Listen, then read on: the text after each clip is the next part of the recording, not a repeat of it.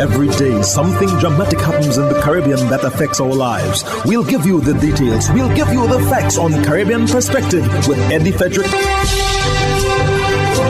How's Eddie Frederick? So glad you can join us. Trinidad and Tobago's budget presentation was Monday, and efforts are being made to streamline the national economy. This story takes the lead in today's edition of Caribbean Perspective for Wednesday, 28th September 2022. Details when we return. The hurricane season is now upon us, so we as Caribbean people need to remember to think safety and be prepared. Avoid venturing outside during a storm or hurricane, especially if there are strong winds. Rooftops and other debris are often blown about and can cause great damage.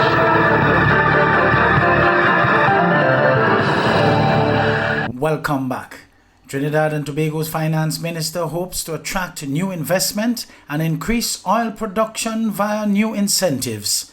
Urvashi Tiwari Rupnarayan of TV6 News reports. Government is willing to take a blow to its tax collection in the energy sector if it means new and more intense investment in shallow and deep water drilling expeditions. This from the finance minister during his 8th budget presentation today. I propose to increase the investment tax credit for energy companies from 25% to 30% to stimulate exploration and development-related investments in the energy sector.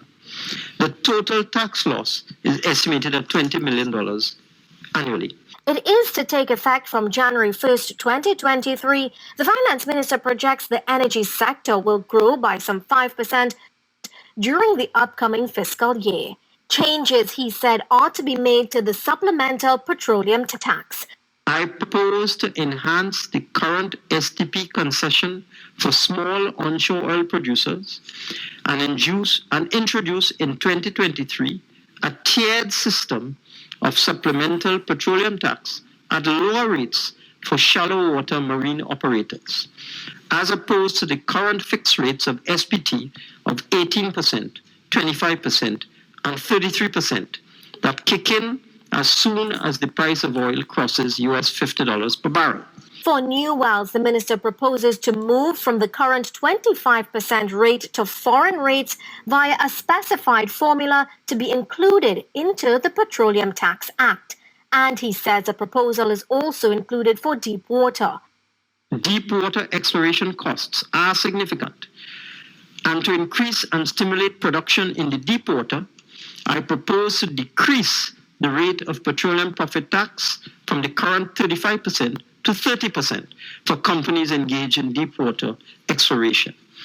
This measure will require amendments to the Petroleum Taxes Act, Chapter 6201, as it estimated to cost $50 million. The finance minister maintains energy is a sector government will continue to develop. Those who say that we should abandon oil and gas are not living in the real world, since this has been the mainstay of our economy for the last 50 years and will be a cornerstone of our economy for years to come.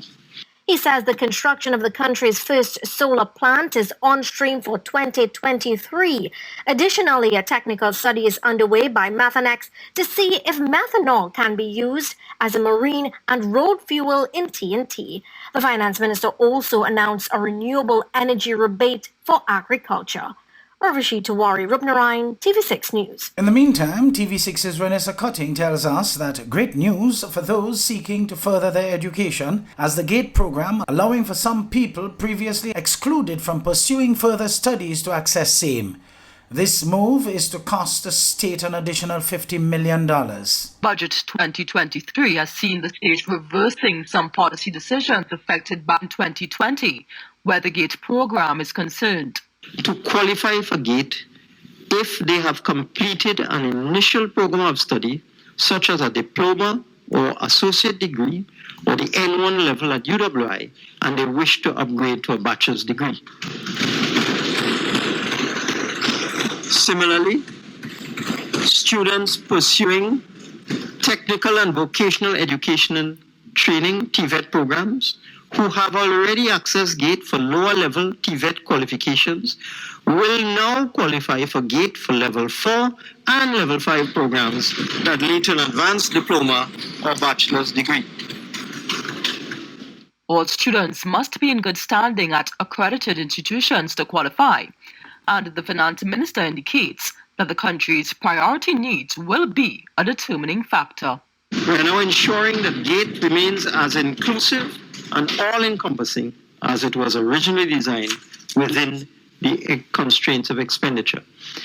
This adjusted approach, let me explain, where students who have accessed GATE to do an associate degree or diploma will now be allowed to access GATE again to complete a bachelor's degree, is estimated to cost the government an additional $50 million, but we believe it is necessary. Renessa Cutting, TV6 News. Finance Minister Colm Imbert says government will be sticking to its 4% wage offer to public servants. It's an offer the unions have vowed to fight. But Mr. Imbert says to offer more would be to wreck the economy. Charlotte Christo of TV6 News has more. Minister Imbert said while a fair and equitable compensation system will be considered for members of public service, the approach for achieving this objective must be careful and consistent with the known availability of resources. No responsible government can contemplate bankrupting the entire country simply to appease a portion of the labor force. We are firm in our view that our current offer of 4% over the period 2014 to 2019 for the mainstream public service, although it will be a challenge to raise the required funds, is practical and equitable. He said one trade union has already accepted the offer and he's hoping the others will follow suit. He calculates the cost of the 4% offer at $2.4 billion in arrears. This will increase to $4.6 billion when the entire state sector is included. As difficult as these amounts will be to accommodate, we will find the money and make the required payments promptly. But any more than this will wreck the economy, not just for the same public servants, but for everyone else. He said if the unions agree with the offer, the government will do all it can to make the necessary payments to public servants. With reference to the PSA's 19% counter-offer for the period 2014-2016, Minister Imbert had this to say. If accepted, this would cost $15.8 billion in arrears up to June 2023. The additional annual recurrent cost would be $1.8 billion. If the PSA offer was extended to the wider state sector, $30.3 billion in back pay would be required up to June 2023. The additional annual recurrent cost would be $3.4 billion. And these calculations, Madam Speaker, do not cater for a similar increase in the second 3-year period. Charlotte Kisto, TV6 News. You're listening to Caribbean Perspective with Eddie Frederick.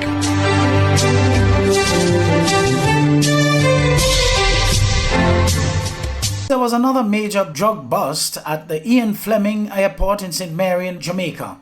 The find was the result of a joint operation between CTOC and the Narcotics Division in partnership with the Homeland Security, DEA and Canadian law enforcement officials.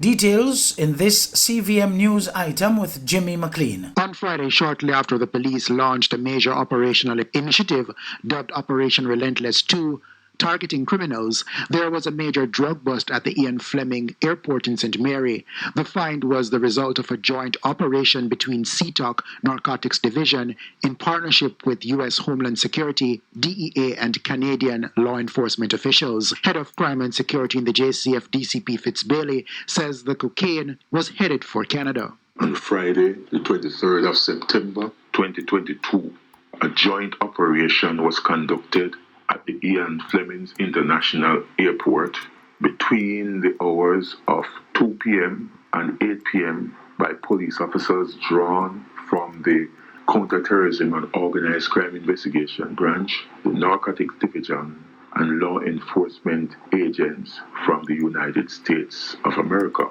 The objective of this operation was to intercept and seize cocaine destined for Canada.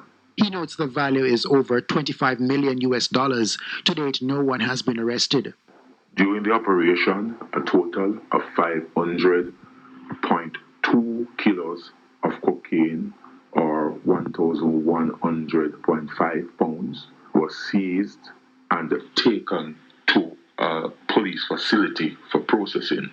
The value of the cocaine is estimated to be over $25 million. No one was arrested. However, investigation continues in the matter. In the meantime, the Operation Relentless initiative will target the police divisions with the highest levels of violent crimes. Among major drivers of the recent violence are ongoing conflicts among persons involved in the scamming underworld, as well as internal conflicts within criminal organizations over illegal firearms and ill-gotten gains. The operations come in anticipation of the new Firearms Act that is expected to bring tougher penalties for possession and use of illegal guns. A tiered dynamic taxation system recommended by the president of the CHTA to address ongoing concern about the high cost of interregional travel coupled with to and from the region. Tamika Rodney of HGP Nightly Regional News shares this story. Calling for a flexible approach to levying airline taxes, the association's president Nicola Madden-Gregg said one of the major constraints facing Caribbean travel is the heavy burden of taxation, and governments could well consider successful revenue management tactics employed within the tourism and aviation sector. Understanding the full removal of taxes may be challenging, the CHTA president suggested a tax policy that is responsive to international travel demand seasonality. For example, governments can affix a higher airline ticket tax in the peak winter season and lower the taxes in the summer when demand is weak, she said, adding that giving consumers better prices to drive visitation during the slow season could boost tourism, commerce, and intra-regional visiting friends and relatives travel. Speaking recently at the Caribbean Aviation Day in Grand Cayman, the successful Jamaica hotelier said the economics of such a variable policy may in fact result in a net gain in tax revenue to Caribbean governments. As travel becomes more affordable and we stimulate more travel, this will result in more local spending and consequently an increase in local tax collections, she said, underscoring there will be an overall net benefit to the consumer thanks to lower ticket prices. 600 million euros have been allocated by the European Union to facilitate humanitarian food aid, food production, and resilience of food systems in most vulnerable countries in Africa, the Caribbean, and the Pacific. This will help partner countries and vulnerable people to cope with the unjust consequences of Russia's war of aggression against Ukraine, notably the current food security crisis and related economic shock. The EU's swift and comprehensive response to the current food insecurity in several vulnerable partner countries of the African, Caribbean, and Pacific areas demonstrate their strong solidarity towards their partners, in particular Africa. It helps shoulder the consequences felt worldwide of Russia's war of aggression against Ukraine.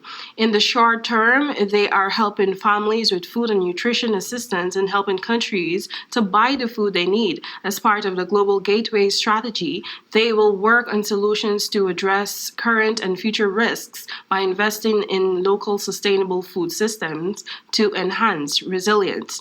The Caribbean was allocated 27 million euros for food production and resilience, for emergency food assistance 6.5 million euros for Haiti, and 3 million euros for Caribbean countries such as the Dominican Republic. Hubbard's is once again innovating the way you shop with its new online store, providing 24-hour shopping convenience. You can shop now for appliances, hardware, houseware, building material, and more. Free delivery island-wide.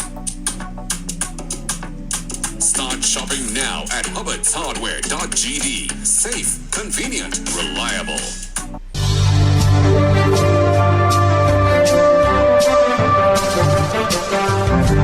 I am Eddie Frederick. This has been Caribbean Perspective, a whole new approach to highlighting developments in the Caribbean. In the meantime, please continue to log on to CaribbeanPerspective.com for more daily news and more.